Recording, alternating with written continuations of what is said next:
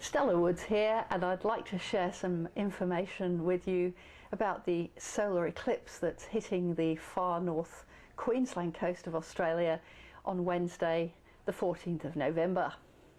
So if you're lucky enough to be up in that part of the world, the eclipse time is 9 minutes past 8 in the morning, and if you're watching it in Sydney or Melbourne, it's an hour later for daylight saving time. So solar eclipse, new moon in Scorpio, Wednesday the 14th. Now what is a solar eclipse? We all learned about them at school, but I must admit until I studied astrology it had sort of eclipsed my mind.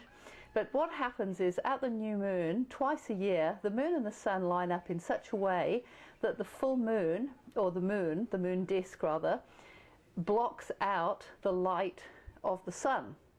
It only happens for a few minutes. It's a very special occurrence if you are able to see it live. And symbolically what that does is the moon being the sort of more yin feeling planet as opposed to the yang masculine energy, suddenly turns out the light of the solar disk, and when the light comes on again a few minutes later when the moon's passed over the sun's surface, everything looks slightly different. It's a bit like when you turn the lights out at a children's party or when you go camping, how different things look in the dark. And to compound the effects of the sort of the matter coming up from the darkness, from the unconscious, we also have Mercury retrograde at the time of the eclipse, and that is noted as a time when people have epiphanies, insights, sudden flashes of great ideas, or realizing, why we're sort of realizing the meaning behind something. And the eclipse has a similar effect in that it brings up matter from the unconscious.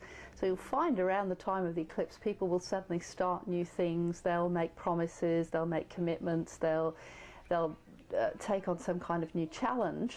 But it's also a time when there are relationship breakups and those sorts of epiphanies that might not be so pleasing to the rational mind. It's a time to be honest with yourself.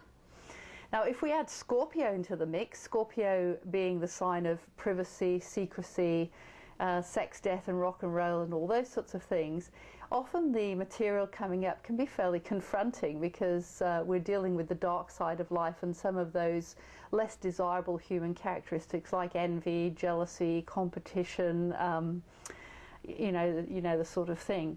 So Mercury retrograde with the solar eclipse and the fact that it's in Scorpio makes this a particularly potent eclipse.